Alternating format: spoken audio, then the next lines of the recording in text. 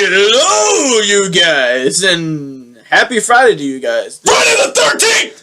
Happy Friday the 13th, Jason Voorhees Day, whatever the fuck you want to call it. Welcome, I am Dalton, this is Clifton, and that is my sister Christian, and welcome to Metal and More. Alright, today is an awesome day. Why? Not only because it's Friday the 13th, but, well, it's fucking Friday the 13th.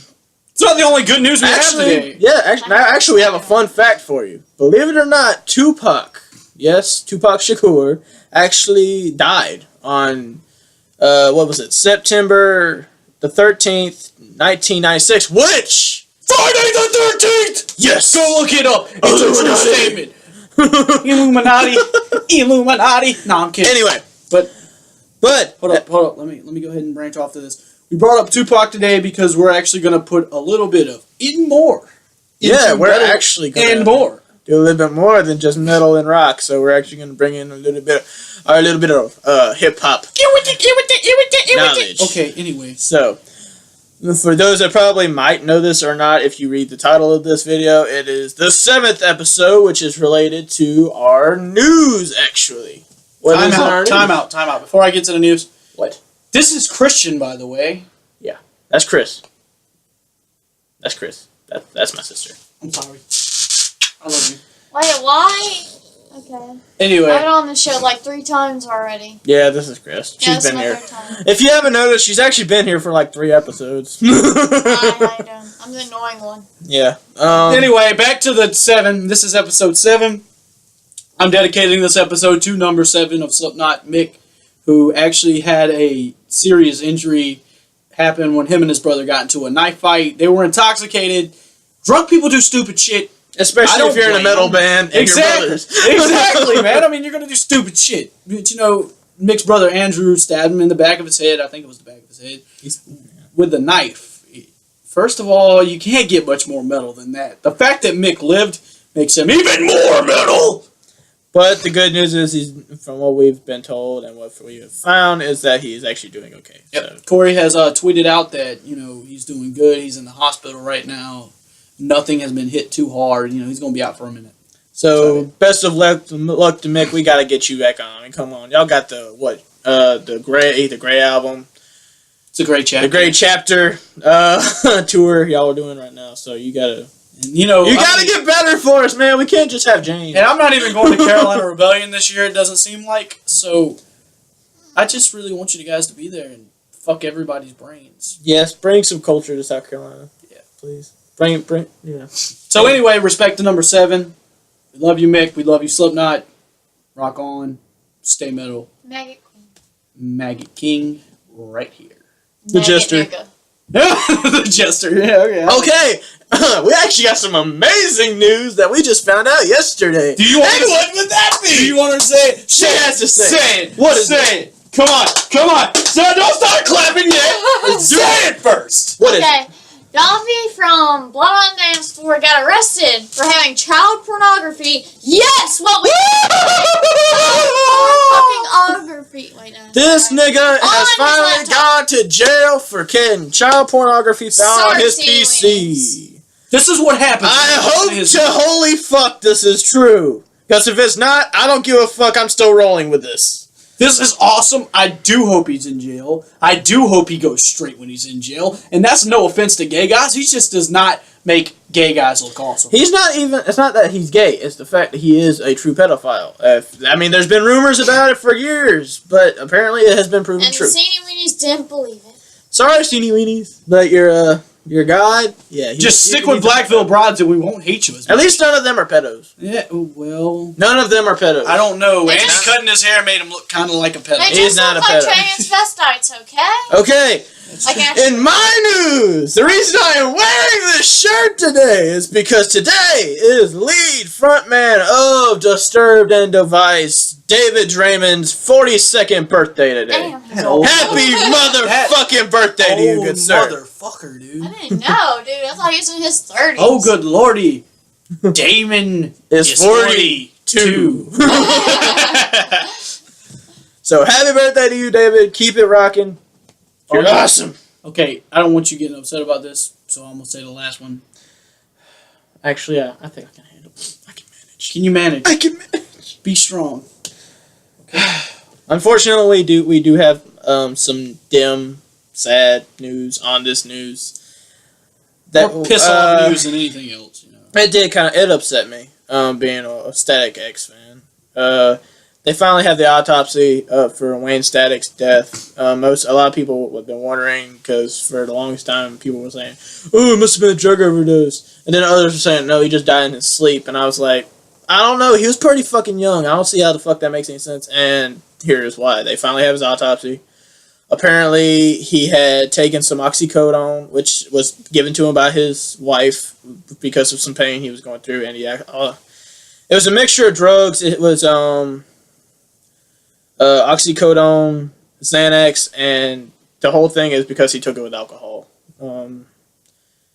But yeah, it's not really considered a full drug overdose, but it was just improper. It was a mixture of alcohol and prescription drugs. It's kind of like it's kind of a Heath Ledger scenario, but yeah, it's just kind of good to finally have some closure on that whole thing. And I do want to say this right now to every Static X fan. Do not bash Wayne Static for what had happened to him and why he died. Because remember that he was probably one of the best rock stars, probably one of the best and well-known industrial bands. Yeah, the best and the front guy man. with the coolest hair on earth, I swear. And you can hate him all you want for what he did and what happened. We don't know if it was an overdose or not in his own right. It was all accidental. Exactly. It's all accidental. So don't hate the man for what he did. Respect the man for what he lived for. And please do not call his fans emo. They are no. Because he did not kill himself, obviously. I'm a Static X fan. You don't see my wrist cut up. For one, industrial is completely a fucking way from emo. It has nothing to do with emo. It's completely different. I know, but you see emo's trying to cut into our good shit now. They can't. They are not taking Static X from us. They're not taking Static X from us. They take Slipknot from us. I'm going to kill them all. That's just a basic. all I have to say. Okay, well, now that we got the news out the way, we actually have... Pause for a second. What? I want to make sure... Unless you actually do have some more stuff you want to I want to make sure this is You want to make this plain? I want to make this plain and clear. Emos? No! Fine, rant. Fine. Go ahead, rant. Any King. emo ever trying to say they love Slipknot, I will find you. I will kill you. And then I will beat you in the brains with a Corey Taylor mask, beat you in the head with a Mick Thompson guitar, bash your brains in with a Joey Jordison drumstick, and fuck your ass up with a clown mask. On. Yeah. That's all I have to say. Or the clown. Don't ever fuck with my Slipknot. I will kill you. Okay. Okay, I won't kill you, because if I say that on live TV, people are going to start thinking, shit. Move on! Moving on. Anyway. Yes. Off the dark shit, you want to get onto this discussion about M4? Yeah, actually we have, kind of technically, this is actually a new segment. It's actually new versus old. We're actually going to try and have a discussion instead of just like arguing with each other and wanting to basically want to beat the shit out of each other because we're passionate over band versus band. So we're actually just going to do kind of a chill discussion that is on a subject that we're actually very passionate about, and it's just going to be like it's going to be old versus new. In this category, we are actually going to do old school rap and hip hop. Yeah, that's where the more's coming in. Versus this new shit that they call rap. Yeah, don't ever compare us to that metal show, because that metal show sticks with the 70s and 80s. We go all around town. Not really, because they had Avenged Sevenfold on there. You know what? Fuck that. Okay, well, let me correct you. Okay, fine.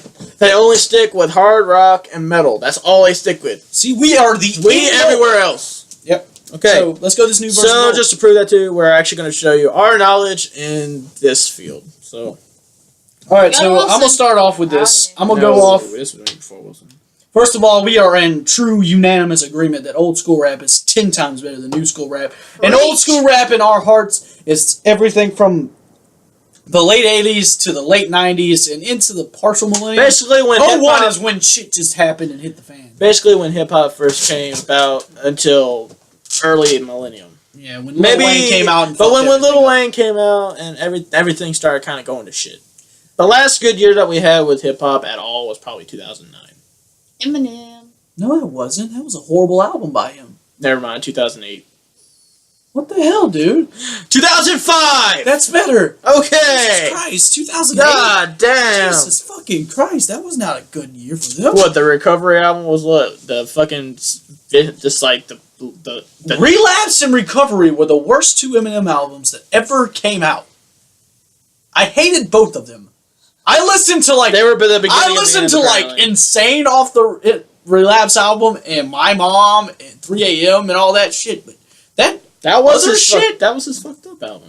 Yeah, but then Recovery was just like him crying and apologizing for everything he wrote on the other one. That's like punching a guy and apologizing. You don't do that. And then not too long after that, he went Bad Meets Evil and tried to continue it on with something he else. he had maybe 5 good songs on that album. Hey, listen, I love Royce da 5'9" and Eminem, but Eminem and that 08, 09 I guess that just he just Let's just say about it. Wait, the new Eminem. You know, what's the name of that song? Well, for one, we're looking so white right now. Why are we? Hit, he just ended. Okay, hold on. Let me go ahead and point this out right now. When I talk old school rap, I'm talking about Grandmaster Flash, Naughty by Nature, NWA, Public Enemy, Run DMC. Oh, let's see what else. A Tribe Called Quest, DMX. Fuck Eminem, in all honesty. Nas, Biggie, Luda, Tupac. Did I say a white man in there? I didn't say Vanilla Ice. We ain't said no Yellow Wolf. Vanilla Ice. Whoa, I said Vanilla Ice, not Yellow Wolf. Yellow Wolf did pretty good in the beginning. But we're not arguing this right now. Going back to old school. Just because fucking Vanilla Ice ain't hip-hop, really. He's just that guy that made that one song. It's like calling MGK hip-hop. Actually, he's not hip-hop. Fuck it. Anyway. Okay, before they start wondering why the hell we're talking about this way too much. How about we just go ahead and get right into the obvious thing. How about substance? Substance. Back in the day, rappers had something to rap about. Okay, it was sex, drugs, and money a lot of the times, but it was more. But you can, like you said, they actually had a story to tell. They talked about their whole lives. They talked about what they came up from. They kind of talked about their struggles. Anything, they would talk about it. They didn't have any limits. Yeah, it would get heated. Why? Because they were passionate about what the fuck they were actually talking about. Now. All it is sex, drugs, money, partying. That's literally all. Let me put it like this. Drake came out with a song that was just like started from the bottom. Now he didn't start from anywhere. He had a pool in his backyard. He was in Canada. He was in Degrassi, and then he's like started from where did he start from? He started from a pool in his backyard and worked his way up to Young Money. He started from a wheelchair. Now he's making redneck clothing. Exactly. What I'm trying to say here is the real people who started from the bottom were DMX when he started off from home to home. When he didn't have a mother because she was always drugged out or something. You know, it's those people who actually started from the bottom. Even 50 Cent. 50 Cent started from way at the bottom. Hell, they started from like damn near straight at the bottom. Not many rappers from back in the day had money because back in the day they rapped just to rap because it was something they loved to do. And they were good at it. Yeah, they were amazing at it. I would much rather listen to this. Hell, I'd put the Beastie Boys in that just because they had rap. You know, they were more of a comic relief rapper, but they still had good raps. And yeah, they were the white dudes that actually got some shit done. And you know, you loved listening to old school rap because it gave you something to listen to. Nowadays, all you hear is a repetitive, repeat, same thing over and over. Let's actually compare music fans to the ones they have now. Old school, they would actually go and actually have little rap battles over the corner. You see them going, and they'd actually have some shit to say. Now, you see people walking around with their headphones and go, and it's just like, nigga. That's all you hear. That's all you hear. Hold up, I want to point this out. And I can't understand it's fucking Royce da 5'9", when he wrote a song, it was called Our House with Slaughterhouse. Our House with Slaughterhouse. Slaughterhouse made a song called Our House, and in one part, he looked at everybody and said, "Thank God for 1-2 cable." And then he said, "Thank God for the lunchroom tables."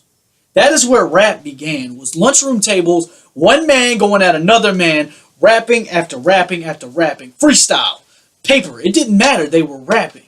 And it's something they had passion in. Nowadays, the only thing these people have passion in rapping for is money. You want the biggest mansion and the biggest house, and the only way you can get that is by saying a gang name on your paper or saying a gang name on the entire track and making yourself feel good because you're represented and backed by a group of people. Don't forget them big booty hoes. Big booty hoes. That's another one. Get ready. I mean, yeah, Ludacris is beginning with All About Hoes, but Ludacris was just comic relief just as much. You wanna know what I miss? What I fucking miss? Which actually, it was almost a joke whenever it first started up, but but it grew into true substance when they actually mixed R&B with it. You mean like Usher? No, I'm talking about straight Biggie.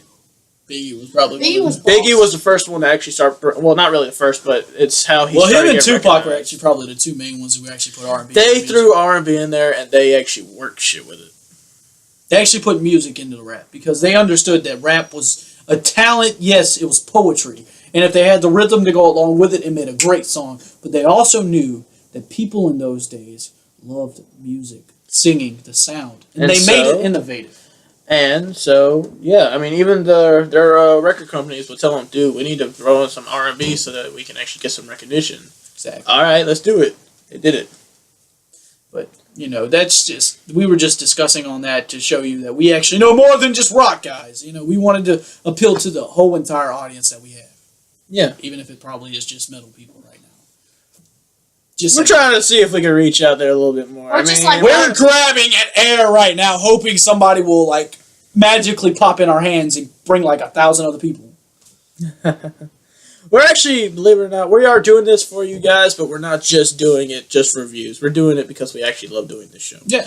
No matter how bad we're doing, except for maybe last week, no matter what we're going through, we still just gather up whatever inspiration we need for this show, and we do the fucking show. Yep. We have never forgotten to do this show.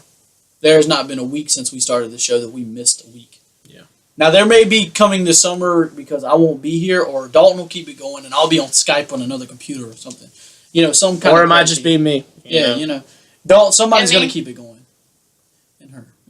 There's always going to be somebody keeping the show going. Even if I'm not here, if she's not here, if he's not here, we'll find a way to keep it going. And we'll try to let you guys know ahead of time whether or not there's going to be any problems with the show.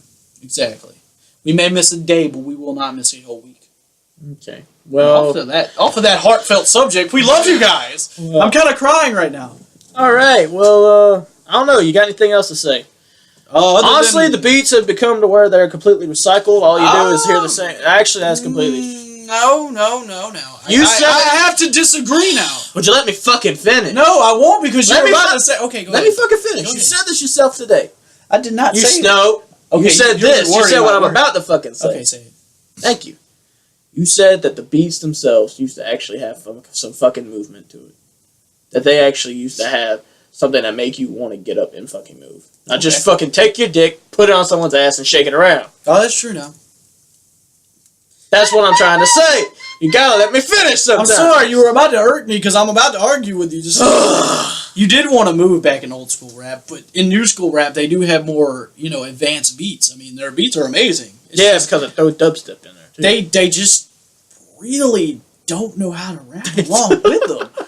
They got the beats, but can't do shit with them. I mean, I've heard some amazing beats, and the only thing that's going behind them is yeah. Hey, don't. Sorry, Little Wayne. Sorry, Little John. I didn't mean to do it. But that's the only thing going behind them, and I'm just like, God, I wish I could throw this back in the '80s and watch like I said, Grandmaster Flash go off on it. Hell, fuck it, I'd rather go watch Ice Cube and NWA go off on it. But no. Yeah. That's all we wanted to, bring that out there. We wanted to show you guys that we actually know some shit other than just metal and rock and shit. Sorry, we're kind of dull and boring today. Actually, it's just me. I'm sleepy. All right, well, I guess on that note, let's go ahead and move on to our next segment. Today, we're actually going to do live versus studio. Okay, back onto rock music.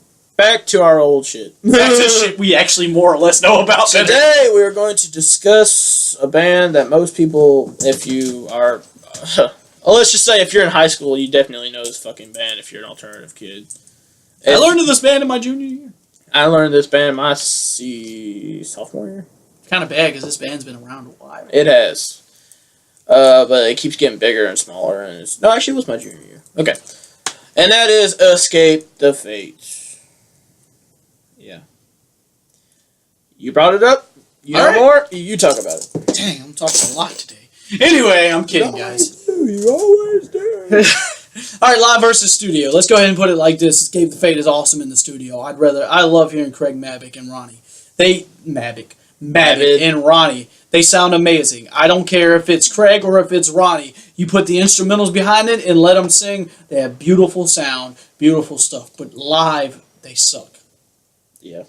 They just suck. They're stiff. They don't move around. They don't. Crowd involvement sucks. Wait, Ronnie too? Yeah. All of God. them. Crowd involvement sucks. I mean, they just kind of stand up there and make themselves feel proud. Pretty much.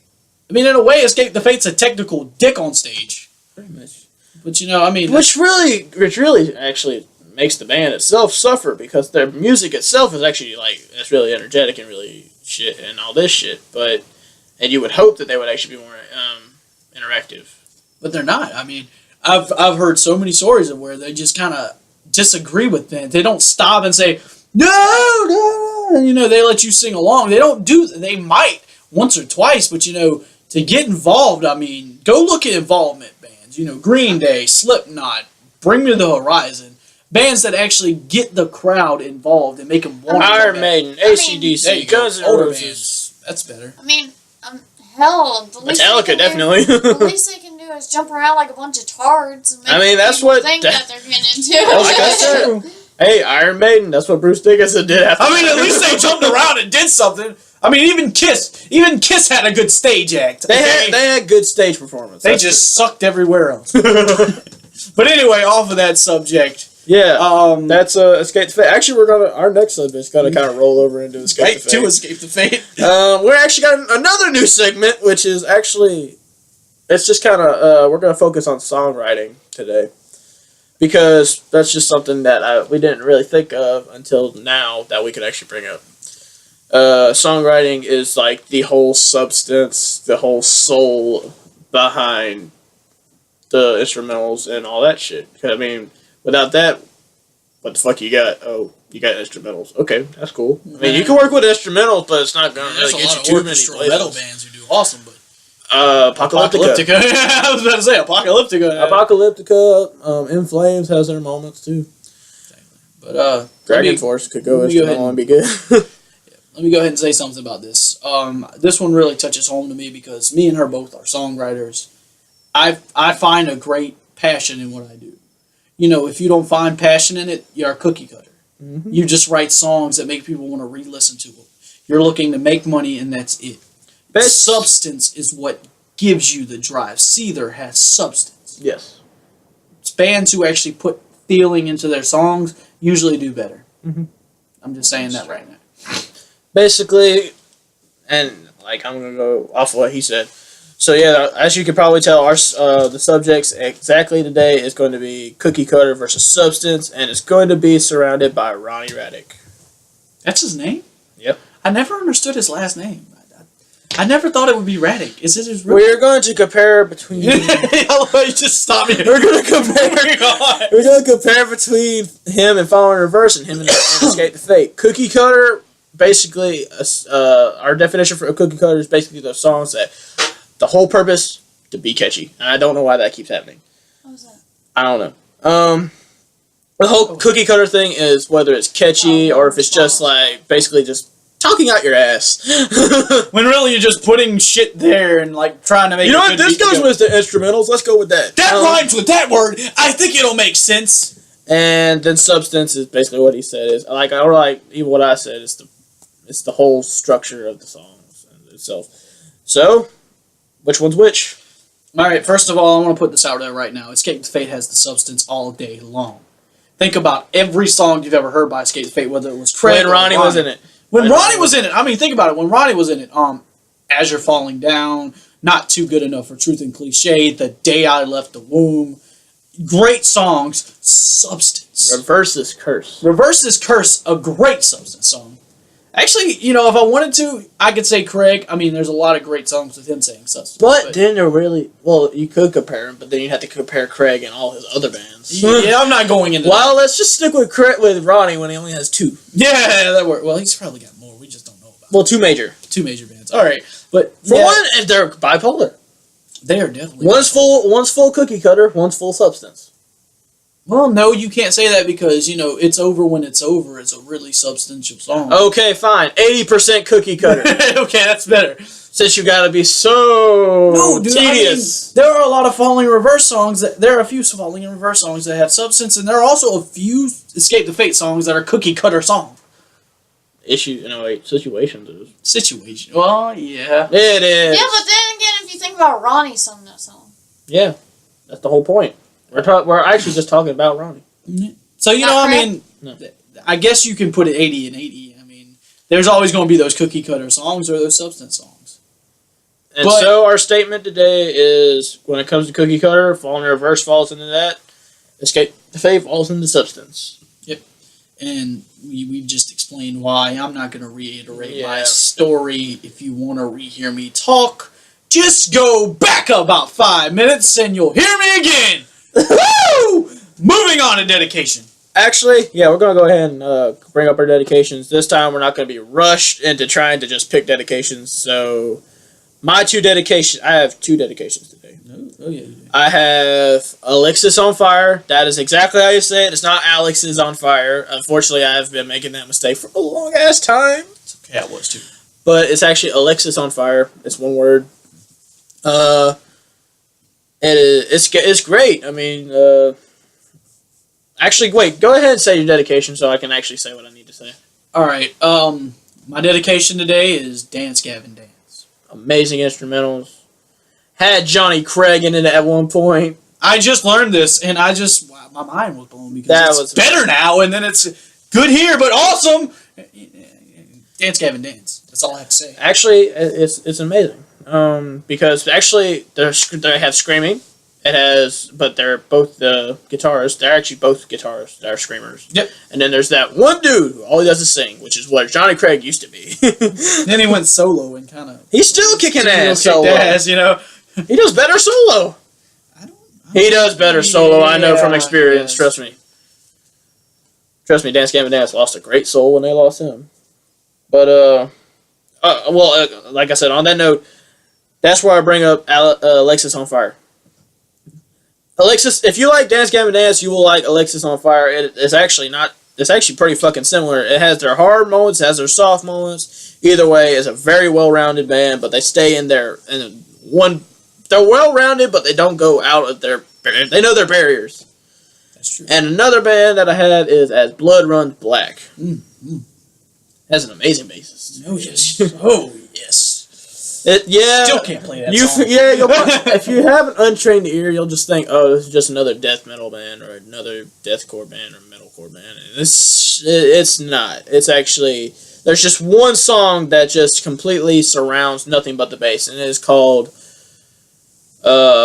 Raining Blood. No, it's like Blood Rain, something like that. I know what you're talking about. Oh my god, how the fuck did I forget? Yeah, I'm right with the rain part. I know that. Yeah, it's like Falling Rain. No, it's not. Bleeding Rain? I don't know. It's something with rain in it, but it's Pouring not Rain. Pouring Rain. Okay, but yeah. But it's REE. And guess what? She got a dedication today. I want to do a dedication to Gone by Sunset because first, there's this one song that they sing called Skeleton Key, and like right as it gets to the ending part, it's just like a chill runs up your spine because her voice is so amazing. I'll tell you, every guy in that band, for ladies, every guy in that band is sexy. My favorite one's a blonde guy. You'll He's find cute. your He reminds guy. me of him. I'm completely serious. He reminds me of him. Andy's the bassist, and he got a pretty voice. Oh, Lord! No, I'm kidding. Alright, I'm kidding. But yeah, that's our dedications, and that is our show. Look at that. We have a minute left. In 60 seconds, I'm going to go. If you like this video, please actually like this video. If you have anything that you think that we might have missed, if you have anything you want us to talk about, comment it in the comments. We will definitely see it. Punch that like button. Just like Jacksepticeye. If you accidentally watch this video, like it anyway. I Like don't it- care like if you it don't like anyway. it. Just show us that you. But yes, in the words of Jacksepticeye, if you like this video, punch that like button. Literally. Right in the face. Right in the face. Right in the kisser. Alright, Yeah. you guys have an awesome day. You guys have an awesome weekend, and we will see you next Friday. We love you Next all. Friday. We love you all. Stay metal. Stay metal, fuckers. Bye. Happy Friday the 13th. Flip people.